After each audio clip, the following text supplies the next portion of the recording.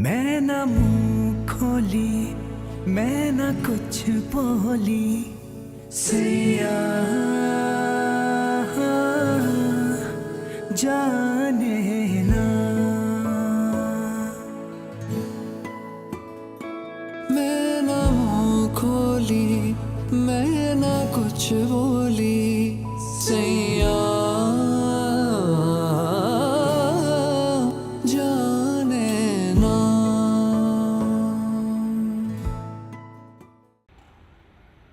अब मैं बुलाना चाहती हूँ आयशा सादिक को, जिन्होंने पहली पोजीशन हासिल की है और इस कामयाबी पर कॉलेज इंतजामिया ने इन्हें गोल्ड मेडल से नवाजा है।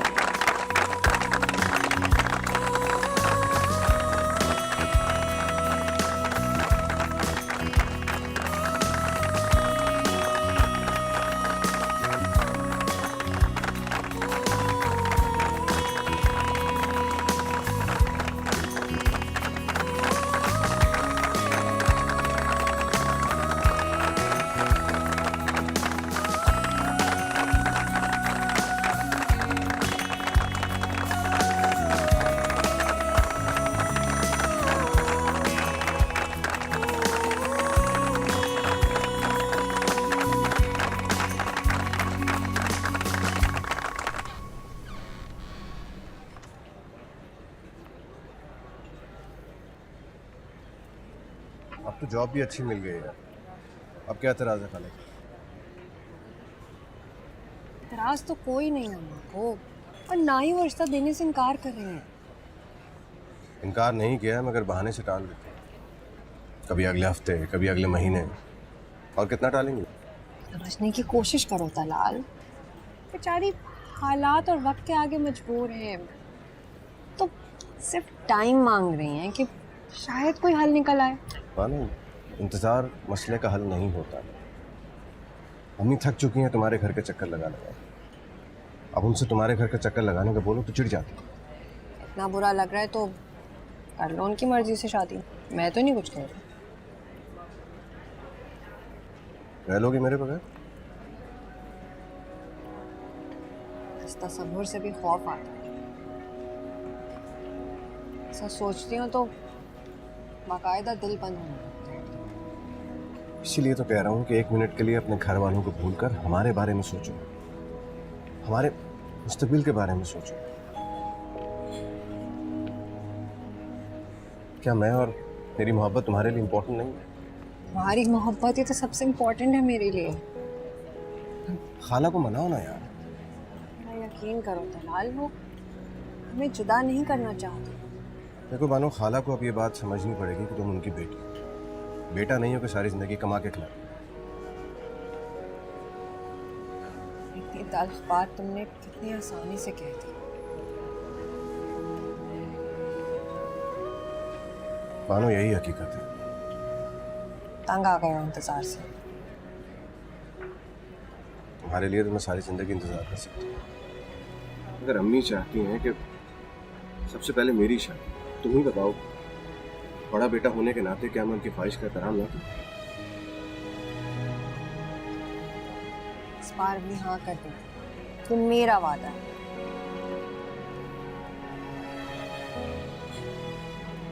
ठीक है।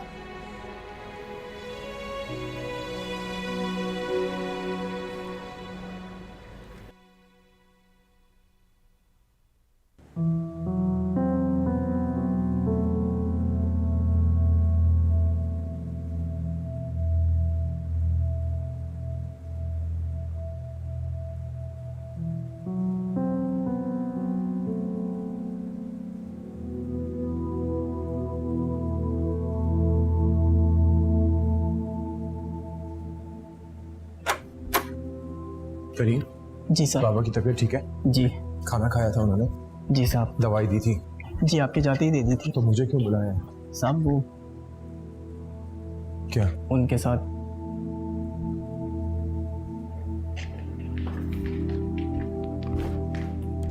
क्या हो गया यार आपको? जान निकाल दी मेरी यार आपने।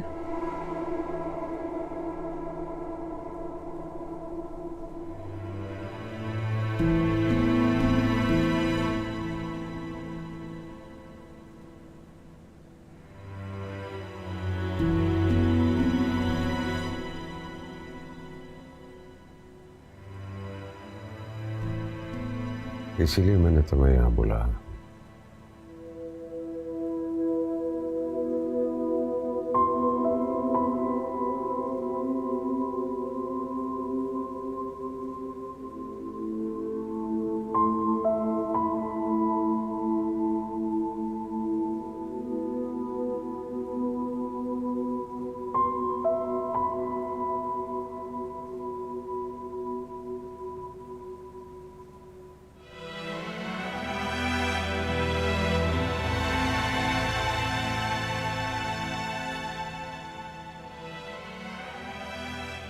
क्यों आई है यहाँ? सादिया को मैंने बुलाया। किस लिए? भूल गए उन्होंने क्या किया हमारे साथ? मेरा जिंदगी के जो थोड़े दिन बच गए वो गलतियां भुला कर जीना चाहता हूँ। कि उनकी इस घर में कोई जगह नहीं है और ना ही हमारी जिंदगी में। उनको बोले वापस चली जाए। बेटा, मैंने हमेशा चाहा कि हम एक साथ रहें। इस वक्त मैं अपनी फैमिली को मुकम्मल देखना चाहता हूँ। कौन सी फैमिली की बात कर रहे हो आप? आप भूल गए हो हमारी फैमिली मुकम्मल नहीं हो सकती कभी भी। मैं उनको आसपास भी नहीं देख सकता और आपके आसपास तो बिल्कुल भी नहीं। उनको बोलो वापस जाए। बेटा, ये मेरे कहने पर आई है। तुम्हारी माँ है और अपनी माँ को माफ कर दो। माफ कर दो? आप माफ कर सकते हो, मैं नहीं। मैं तुम्हें अकेला नहीं देख सकता बेटा, ये मेरी आखिरी ख्वाहिश है। प्लीज आप बस करो ये सारी बातें करना। For God's sake, कुछ नहीं होगा आपको। मैंने बात करी है कल डॉक्टर शुएब से। उसने होप दिलाई और हम लोग कल अमेरिका जा रहे हैं बस। बेटा, पिछली बार मुझे डॉक्टर ने जवाब दे दिया था। मैं आपको यूं खुद से दूर जाते हुए नहीं देख सकता। मैं आखिरी सांस तक लड़ूंगा। Be brave my son. तुम्हें बहादुर बनकर इन हालात का मुकाबला करना है और बहादुर इंसान हमेशा माफ कर देता है। अपनी माँ को माफ कर दो।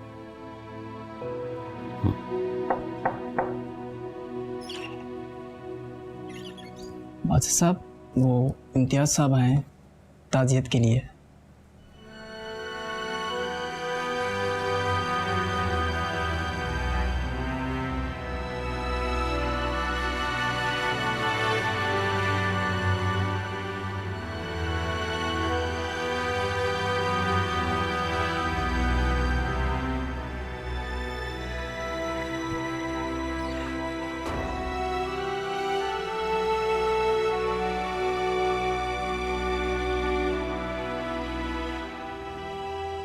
मैं उस वक्त पाकिस्तान में नहीं था जब यह खबर मिली। बहुत दुख हुआ सुनकर। सलमान मुझे भाइयों की तरह अजीज था। वो भी बिल्कुल आपको अपना छोटा भाई समझते थे। इस दोस्ती को रिश्तेदारी में बदलना चाहता था सलमान। पिछली बार जब हम मिले तो बहुत खुश था। सुआ और बासित की शादी के बारे में सोचा था। मैंने उससे कहा कि ये एक अहम फैसला है, बच्चों की रजामंदी भी बहुत ज़रूरी है। तब पता नहीं था कि वो यूं हम सबको छोड़ के चला जाएगा। आखिर अचानक ये सब कैसे हुआ भाभी? मुझे नहीं मालूम इम्तियाज भाई। अपनी डेथ से 1 माह पहले उन्होंने मुझे कॉल की थी। तब वो कैंसर के आखिरी स्टेज पर थे। मुझसे कहा कि मैं आ जाऊं। ये तो आपने अच्छा किया कि आप आ गई। बासित भी सलमान के बाद बहुत अकेला हो गया है। जी। करीम, जी साहब। इनको बोलो मेरे पास लाउंज में आके मिले। जी।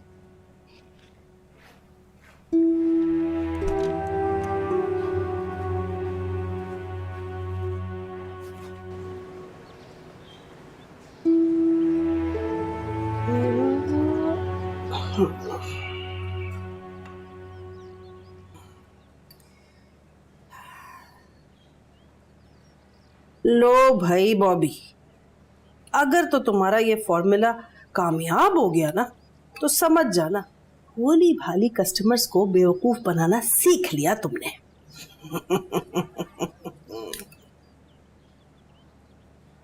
अरे ये क्या, हम पर रहम करो बॉबी।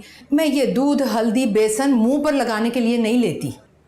भाभी, हर बिजनेस का एक उसूल होता है, पहले कुछ लगाना पड़ता है, उसके बाद ही फायदा होता है। 1% का फायदा तो हुआ नहीं। अगर इन घरेलू टोटकों से गोरा चिट्टा होना इतना आसान होता ना तो हर कोई घर बैठे गोरा चिट्टा हो जाता। अरे भाभी आहिस्ता बोले, अल्लाह अल्लाह करके तो एक कस्टमर आई है, आप क्या चाह रही हैं कि वो भी भाग जाए? अल्लाह करे भाई। मेरा दिल मत दुखाएं भाभी, यतीम की बद्दुआ लग जाती है। ओह, मैं कहाँ फंस गई इन यतीमों में। याद है मरतबा अम्मा ने क्या कहा था कि मेरी बॉबी का ख्याल रखना। बॉबी तौबा करो, हम घर के खर्चे पूरे करने में जुटे हैं। ये बेमकसद के शौक तुम्हें जचते नहीं हैं और मैं अपनी चीज़ों का ज़िया होते नहीं देख सकती। अरे मैंने कौन सा सारा घर समेट कर दे दिया? मैं अगर अपना दिल बहलाने के लिए कुछ भी कर लेती हूँ तो आपको ज़या लगता है। आपकी अपनी बेटियां घर से बाहर निकलकर कुछ भी करती फिरे, अपनी मनमर्जी करे, उन्हें तो आज तक नहीं रोका आपने। ये कवारी नंद भी ना एक अजाब से कम नहीं है। आप बिल्कुल बेफिक्र रहें, जिस दिन मेरा पार्लर चल गया ना उस दिन सूद समेत आपका 1-1 रुपया वापस करूंगी मैं, ये वादा है बॉबी का आपसे। अच्छा,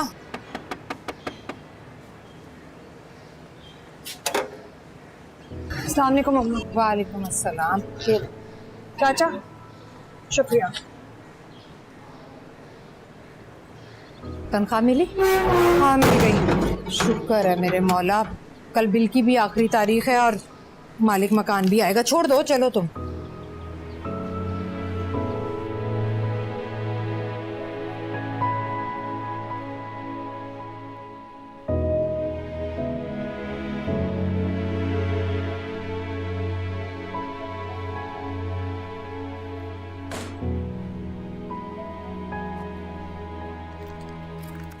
ये 25,000 है। 25,000? बाकी के पैसे कहाँ हैं? 5,000 का ये सामान आया था और 10,000 मैंने लिए हैं। तुम क्या करोगी 10,000 का? क्यों, अपनी तनख्वाह में से 10,000 भी नहीं ले सकती मैं? ज्यादा जताने की जरूरत नहीं है, अच्छी तरह से जानती हूँ क्यों लिए तुमने 10,000। सुनार का फोन आया था, वहां गई थी ना तुम? क्या जरूरत थी उसे सेट के लिए एडवांस देने की? यहाँ पेट पालना मुश्किल है और तुम्हें सेट पहनने का शौक चढ़ा है। शौक नहीं है ये मेरा, आपके लिए कर रही हूँ। सोने का सेट देंगी तो आप ही की इज्जत बढ़ेगी। इज्जत से पेट नहीं भरता, खाक में डालो ऐसी इज्जत को जो पेट काट काट कर मिले। महंगाई दिन ब दिन बढ़ती जा रही है, महीने के आखिर में 10-10 रुपए की मोहताज होती हूँ मैं। और एक अम्मी, जैसे हमारे हालात हैं ना, अगर खर्चा बचा बचा कर नहीं रखेंगे तो कुछ नहीं होगा हमारा। अच्छा, तो फिर ये सब क्या है? हाँ, ये टिश्यू, ये स्प्रे, ये बोतल, ये फजूल खर्ची क्यों की है तुमने? वो शम्सा आंटी और तलाल आ रहे हैं। अच्छा, मैं भी कहूँ कि हमारी इतनी फिक्र तुम्हें कब से होने लगी? तुम फिर मिलने लगी हो ना उस बेईमान से।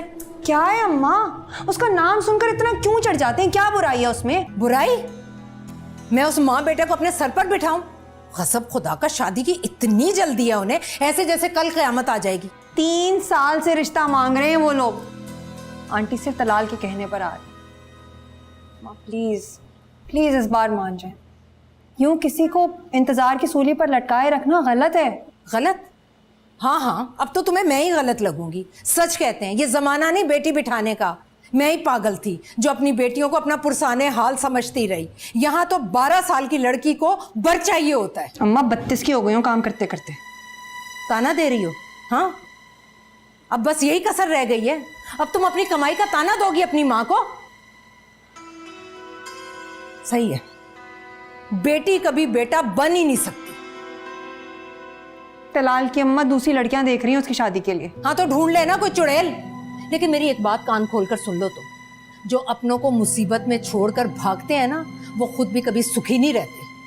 अम्मा मैं किसी को कहीं छोड़कर भाग नहीं रही हूँ, अपनी जिम्मेदारी में पूरी ईमानदारी से निभाऊंगी। अम्मा, लेकिन इस बार अगर आपने इनकार किया ना तो मेरा वादा टूट जाएगा। अपनी बड़ी फिक्र है तुम्हें, और जो हमारी उम्मीदें टूटेंगी उसका कोई एहसास नहीं। ये सिर्फ तलाल की मोहब्बत है जो उसने अभी तक बेवफाई नहीं की। वरना जितनी दफा आपने उन्हें लौटाया है ना, कोई पलट के नहीं आता है। मर्द की वफा का कलमा भरने वाली औरत अक्सर कुफर कर जाती है। ये मोहब्बत कुछ नहीं होती, बस आंख का धोखा, दिल का फरेब।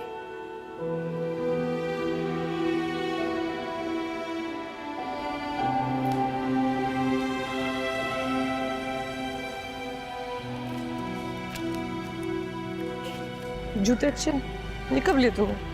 ये उस दिन बानो आप एक साथ गई थी ना, तब लेकर आई थी।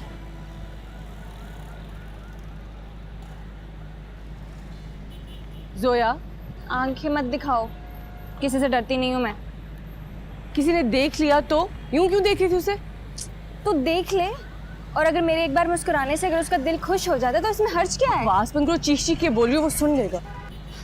वैसे भी 2 मरतबा लोड करवाने से कोई आशिक नहीं बन जाता। इसके पास तुम्हारा नंबर है? हाँ, मैंने दिया, मेरे पास बैलेंस नहीं था। पता है बेचारा हर बार 100 का लोड करवाता है। सीधा देखो। क्या देख रहे हो? लड़कियां नजर आ गई तो तुम्हें लगता है तुम छेड़ सकते हो? उधर देखो।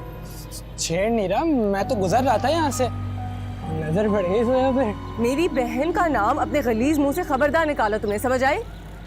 मामा कहाँ बोले जा रही हैं? मैं तो आइंदा इस सड़क पे चलते हुए नजर आए ना तो तुम्हारी टांगे तोड़ के तुम्हें खिला दूंगी, समझ आई?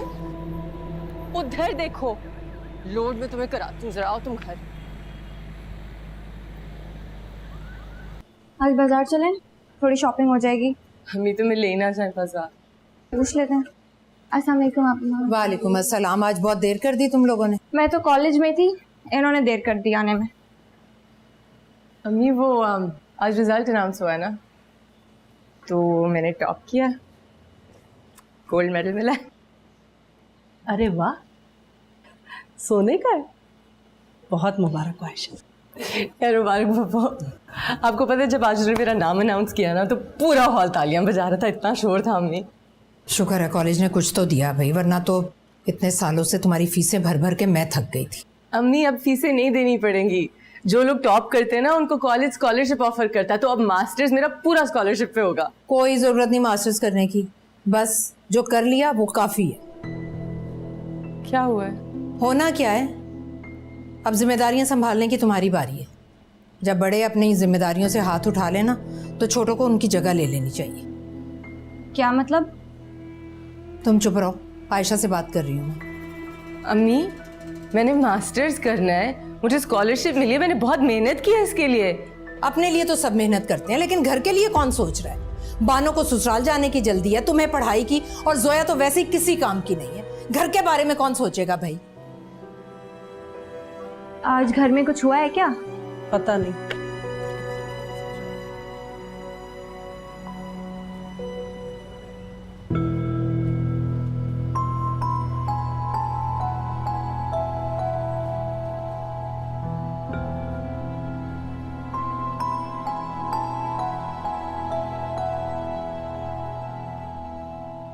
मानो सो रही हो? अम्मा के होते हुए कोई सुकून से सो सकता है यहाँ? क्या हो गया है? नीचे वो इतना गुस्सा कर रही है, इधर तुम नाराज लेटी हो, क्या हुआ? आयशा, आयशा तुम ही उन्हें समझाओ ना। तलाल के घर वालों का ख्याल ना सही, मेरी मोहब्बत का सोचकर ही हाँ कर दें। क्या कुछ कहा है तलाल भाई ने? अपनी माँ को लेकर आना चाहता है। उसे वजाहतें देते हुए जो शर्मिंदगी मुझे सहनी पड़ती है उसका किसी को एहसास नहीं। उसका नाम सुनते ही अम्मा का ऐसा पारा चढ़ जाता है, पता नहीं क्या मसला है। तुम फिक्र मत करो, मैं करती हूँ उनसे बात। उन्हें डर है कि मैं हाथ खींच लूंगी, खुद गर्ज हूं मैं उन्हें कह भी रही हूँ कि शादी के बाद घर का खर्चा उठाऊंगी, लेकिन नहीं, मेरा तो एतबार ही नहीं। इससे मेरी नौकरी लग जाएगी ना, फिर सब कुछ ठीक हो जाएगा। कुछ ठीक नहीं होगा ऐसे। अगर अम्मा ऐसे इनकार करती रही और तंग आकर तलाल ने किसी और से शादी कर ली तो मैं तो। ऐसा कुछ भी नहीं होगा, नहीं करेगा वो। हमारी अम्मा ना दुनिया की वाहिद माँ है जो अपनी बेटियों को रुखसत ही नहीं करना चाहती। इससे तो मत बोलो ना, सुन लेंगी, दुखी होंगी, फिर गुस्सा करेंगी। और सुनना पड़ेगा उन्हें सच। ये हम नहीं, इस घर के हालात जानने वाला हर शख्स कह रहा है। अब्बा की मौत के बाद से हमने दुख देखे हैं, इतनी महरूमियां झेली हैं, हर दुख सुख में उनके साथ खड़े हुए हैं। किस लिए? कि अपनी खुशियां कुर्बान कर दे। आज मैं हूं, कल तुम होगी। हम तीनों में से किसी ना किसी को तो बेटा बन के रहना है ना इस घर में। बेटा बनो या बेटी, अम्मा का दिमाग कारोबारी है, जहां फायदा नजर आए सौदा कर देंगी। अच्छा तुम फिक्र मत करो, मैं तुम्हें और तलाल भाई को अलग नहीं होने दूंगी, होगी तुम्हारी शादी।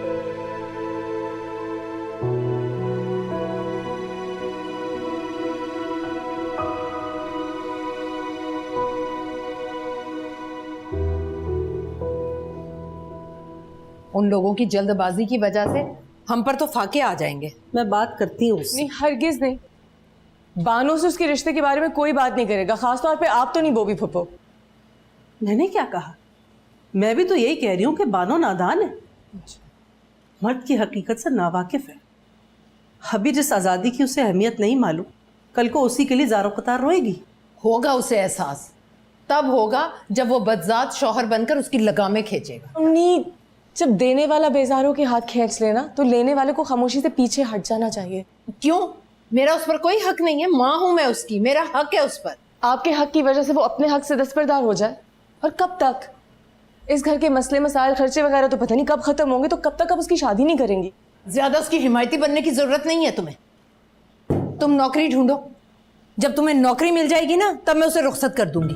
ठीक है तो फिर ढूंढ रही हूँ ना मैं नौकरी, लेकिन तब तक बानो से उसके रिश्ते के बारे में कोई बात नहीं करेगा, और तलाल भाई और शमसा खाला से इज्जत से पेश आएंगे सब।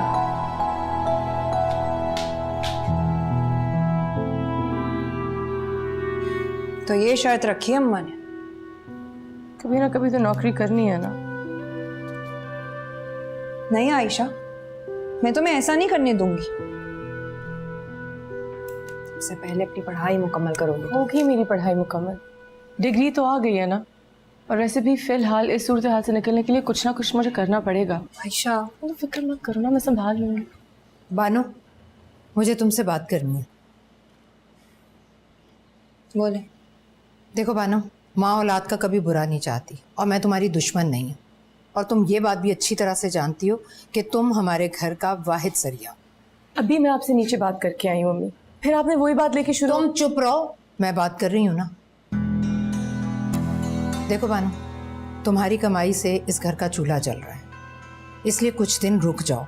आयशा को नौकरी मिल जाए, तुम फिर। मैं जानबूझकर सताने के लिए नहीं करी ऐसा। तो छोड़ दो उसे। कमाने वाली लड़की के लिए लड़कों की कमी नहीं होती। कोई अमीरजादा मिल जाएगा जो तुम्हें माँ बहन की मदद के लिए मना नहीं करेगा। तलाल तो खुद छोटा सा मुलाजिम है। तलाल जैसा शरीफ और मुखलिस लड़का मिलना आसान नहीं है, और वो लालची नहीं है। मम्मी, अगर तलाल लालची होता तो हमारे घर के हालात जानते हुए भी बानो से शादी ना करना चाहता। हाँ, और मेरी तनख्वाह है ना, जहाँ भी दूँ उससे कोई गर्ज नहीं है। ये सब शादी से पहले की बातें। अम्मा, बानो ने जितना करना था ना इसने कर लिया है, अब इसकी जिम्मेदारियां मैं उठाऊंगी, और जैसे ही मेरी नौकरी लगेगी घर का खर्चा मेरी तनख्वाह से निकल आएगा। अभी तुम नौकरी ढूंढो, और वैसे भी ये शादी ब्याह ऐसे नहीं हो जाते, उसके लिए भी पैसों का बंदोबस्त करना पड़ेगा। उसकी टेंशन ना लें आप। अम्मी, हम सब मिलके कर लेंगे, खुदा का वास्ता।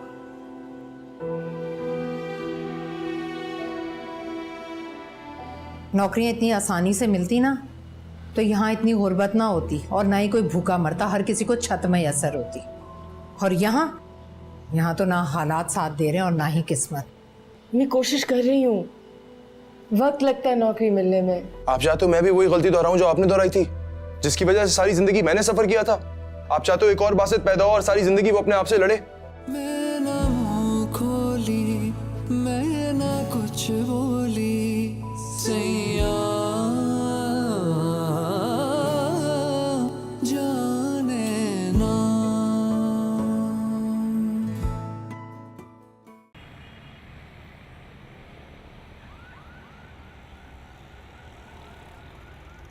आयशा सादिक, सिंपल ग्रेजुएशन की हुई है आपने, और कोई जॉब का एक्सपीरियंस भी नहीं है। कंप्यूटर पे काम कर सकती हैं आप? जी कर सकती हूँ, MS word, excel, computer programming सब आता है मुझे। ठीक है, हम आपको कॉल करेंगे।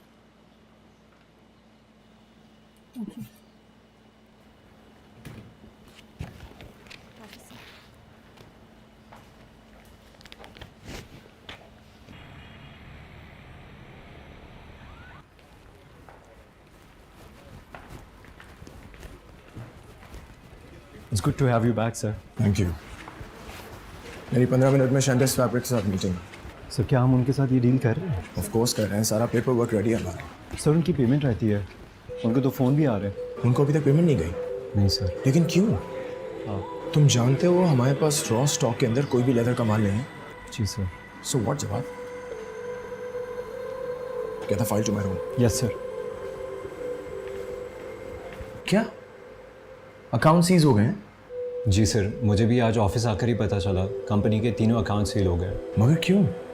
सर मैंने बैंक कॉल किया था, उनका कहना था अपने वकील से बात करें।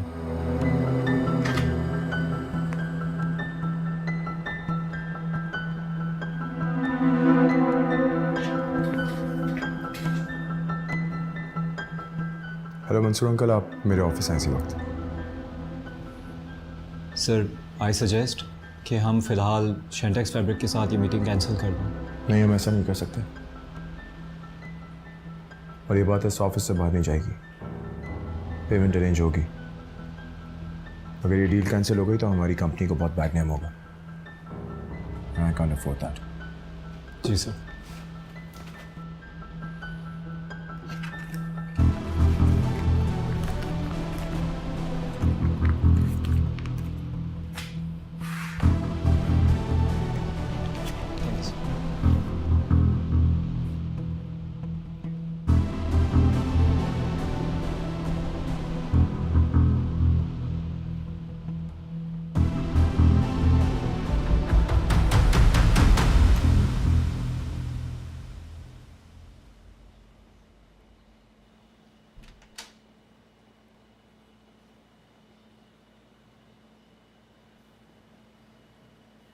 जी कहें, कैसे आना हुआ? अस्सलाम वालेकुम। वो आपने इश्तिहार दिया था अखबार में, जॉब का, रिसेप्शनिस्ट की जॉब। अच्छा अच्छा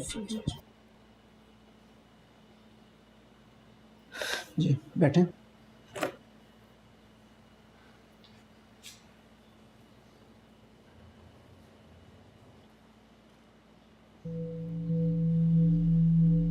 I hereby give, devise and bequeath all my properties, whether movable or immovable, whatsoever and whosoever, to my son on a condition that he has to bury first. तुम्हारे बाप की वसीयत के मुताबिक ये सब जायदाद मिल्कियत शादी के बाद तुम्हारी हो जाएगी, लेकिन उससे पहले ये फैक्ट्री, कंपनी और दीगर मामलात में तुम खुद से कोई डिसीजन नहीं ले सकते।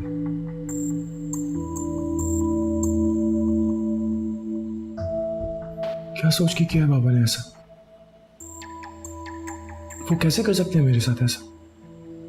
ठंडे दिमाग से अगर सोचो तो सलमान को ऐसा करने पर तुमने ही मजबूर किया। तुम शादी के खिलाफ हो, बार बार शादी से इनकार करना। कोई बाप जो अपने बेटे से शदीद प्यार करता हो, उसे ऐसे जिंदगी के रहमो करम पर कैसे छोड़ सकता है तन्हा? लेकिन मेरी पर्सनल लाइफ और मेरे बिजनेस को कैसे मिला दिया बाबा ने? क्योंकि हर कामयाब बिजनेसमैन की जिंदगी का कोई मकसद होता है और इस मकसद को पाने के लिए कोई साथ निभाने वाला होना चाहिए, कोई साथ चलने वाला। वो तो तुमने सुना ही होगा, हर कामयाब मर्द के पीछे एक औरत का हाथ होता है। लेकिन मैं ऐसी किसी बात को नहीं मानता। तुम मत मानो, दुनिया मानती है और दुनिया ने ऐसे होते हुए देखा भी है। यार क्या मतलब? कुछ नहीं हो सकता। मतलब क्या मजाक लेकर आ गए आप? मेरी सारी बिजनेस डील्स रुकी हुई हैं, सालों की मेहनत लगी हुई है। आप बाबा की ये वसीयत लेकर आ गए हैं कि अगर मैं शादी नहीं करूंगा मेरे अकाउंट सीज रहेंगे। Are you serious? मैं कुछ नहीं कर सकता बासित। ये सलमान की मिल्कियत है और तुम्हें इसका मालिक कैसे बनना है ये उसका फैसला है। वो तुम्हें यूं अकेला मशीन बनता हुआ नहीं देख सकते थे। लिसन टू मी मंसूर साहब, ये मेरे बाबा की लेगेसी है और मैं शादी जैसी फजूलियात पे बिल्कुल यकीन नहीं रखता। तो प्लीज आप कुछ करें, मैं अपना करियर बर्बाद नहीं होने दे सकता। ये सब किसके लिए कर रहे हो तुम? अपने लिए, अपनी जात के लिए कर रहा हूं। और तुम्हारे बाद ये सब मिल्कियत क्या ट्रस्ट में चली जाए। I don't care. Change the damn will. I don't care. Change the damn will. देखो बासित, मुझे वकालत मत सिखाओ, ये इलीगल है। I can not change this. तो क्या चाहते हैं आप? तुम्हें खुद को बदलना होगा। देखो, मैं तुम्हारे बाप की जगह हूं, इन हाथों में खेल कर बड़े हुए हो तुम। मैं तुम्हें गलत मशवरा नहीं दूंगा। शादी कर लो किसी भी लड़की को जिसे तुम जानते हो या पसंद करते हो, या वो क्या नाम था, हाँ वो इम्तियाज की बेटी, उससे मिल लो, शायद तुम्हारा इरादा बदल जाए। नहीं। अच्छा लिसन, तुम कहो तो मैं कोई लड़की ढूंढूं तुम्हारे लिए। क्या बात है मंसूर साहब, वकालत छोड़ के आपने मैरिज ब्यूरो खोल लिया है। तुम्हारे लिए अगर मुझे ये भी करना पड़े तो करूंगा। अगर आप मेरे लिए कुछ भी कर सकते हैं ना, तो इस वसीयत को बदलें। बेटा, इस वसीयत को पत्थर की लकीर समझो, आगे तुम्हारी मर्जी।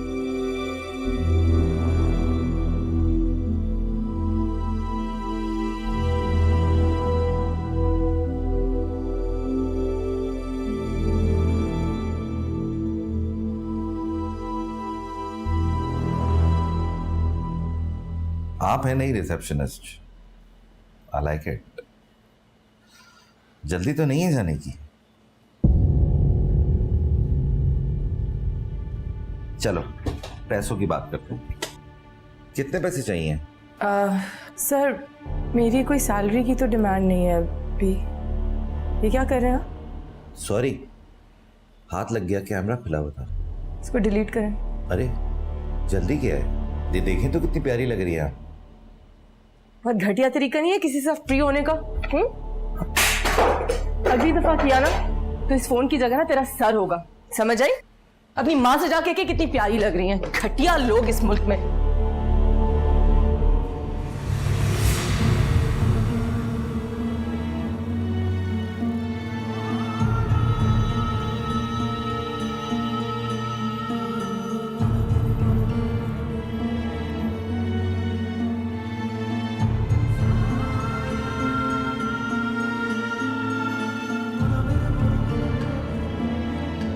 आप है नहीं रिसेप्शनिस्ट। सिंपल ग्रेजुएशन की भी आपने। जल्दी क्या है, ये देखें तो कितनी प्यारी लग रही है आप। और कोई जॉब का एक्सपीरियंस भी नहीं है।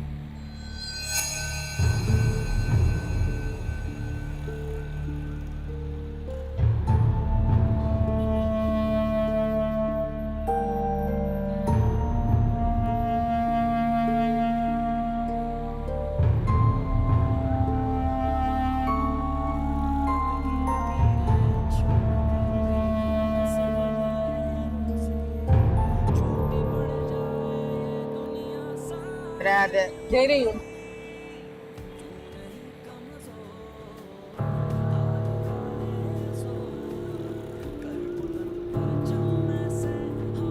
मेरा वॉलेट नहीं मिल रहा है।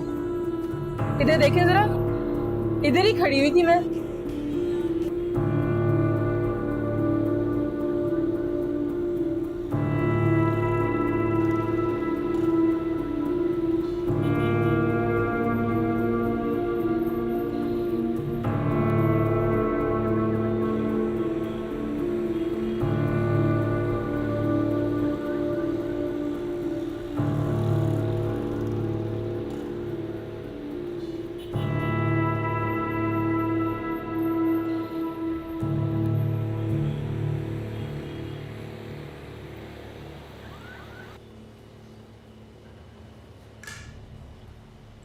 ये शामी कबाब भी तल लेना। जी अम्मी। अस्सलाम वालेकुम। वालेकुम अस्सलाम। हाँ भाई, क्या हुआ? कुछ हुआ भी या थक हार कर वापस आ गई हो? मुझे ज़रा 200 रुपए दे देंगी, बस रिक्शे वाला इंतज़ार कर। जब पैसे थे नहीं तो रिक्शे पर आने की ज़रूरत क्या थी? मैं मजबूरन आई हूँ, वॉलेट बस पे चोरी हो गया इसलिए। ये अच्छी हुई भाई, कमाया कुछ नहीं और लुट कर आ गए। नहीं है मेरे पास खुले पैसे, इनसे लो जिन्हें कमाई की अकड़ है। मैं भी लाती हूँ, रुको।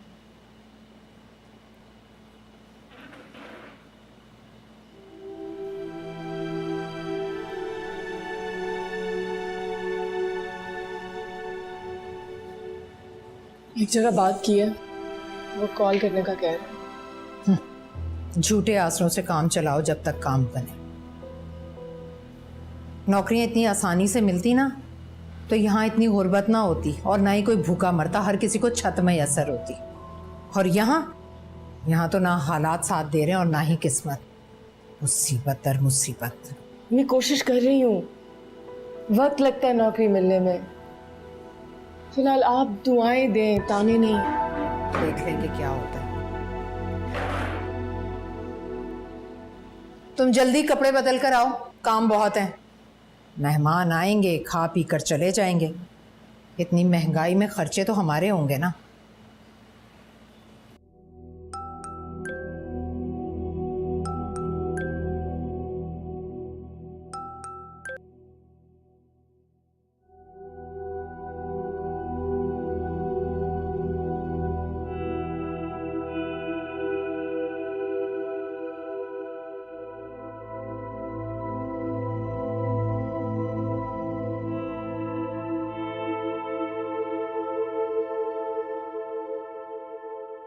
के माशी मसाइल के, और जो हुकूमत कहती थी, अपोजिशन कहती थी, हुकूमत में आके वही IMF के पास जा रही है और माशी सूरत हाल। हाँ, तुम सोहा से मिलने नहीं गए? बिल्कुल याद नहीं रहा। वो जो टैलेंट डिज़ाइनर आया था ना, आज उससे मुलाकात हुई है। बताऊंगा आपको मीटिंग के बारे में। बागी साहब, उनका जो FIA का मुकदमा लाहौर।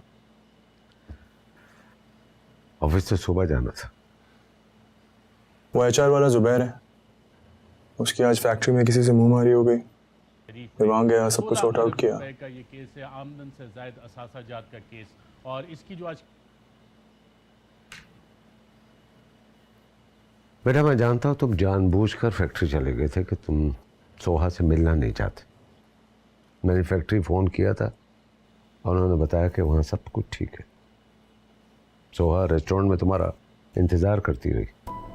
वो तो इम्तियाज़ साहब ने मुझे बताया कि तुम नहीं गए हो तो मुझे बहुत शर्मिंदगी हुई। इसमें मेरा कोई कसूर नहीं है, आपका ही कसूर है। मुझे नहीं मिलना आपकी किसी दोस्त की बेटी से। ये सब कुछ आपने सेटअप किया था। ठीक है, मुझे उस लड़की का नाम बता दो जो तुम्हें पसंद। Of not again यार, डैड कम ऑन यार। क्या यार, मैं पहले बता चुका हूँ, नहीं है मुझे शादी में कोई इंटरेस्ट। लेकिन तुम्हारी शादी कराने में मुझे बहुत इंटरेस्ट है। यार आपको क्या हो गया है?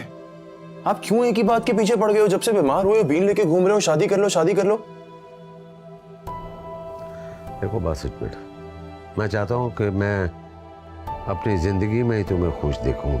उस दिन मैं मंसूर के घर गया था, उसका पोता उसकी गोद में आके बैठ गया, वो उससे खेलते रहे।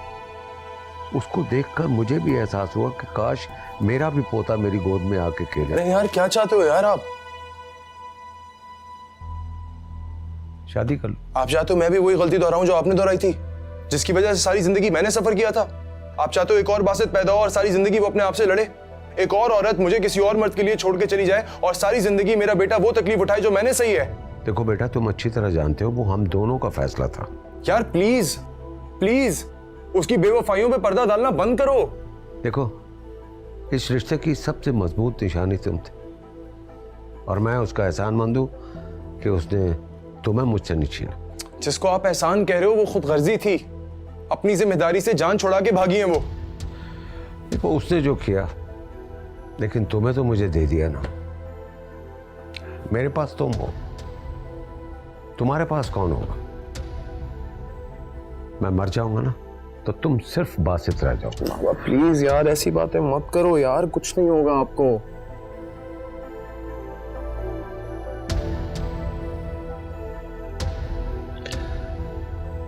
सारी औरतें एक जैसी नहीं होती बेटा।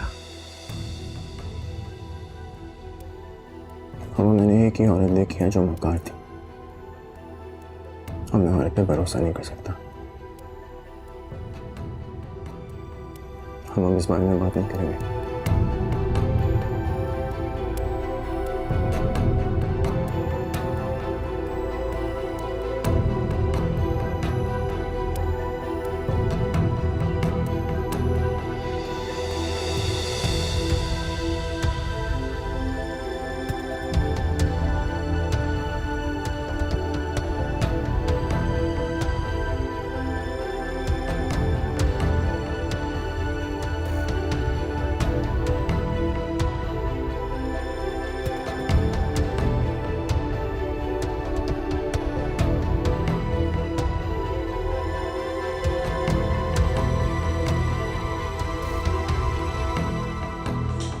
मैं ना मुंह खोली, मैं ना कुछ बोली, सैया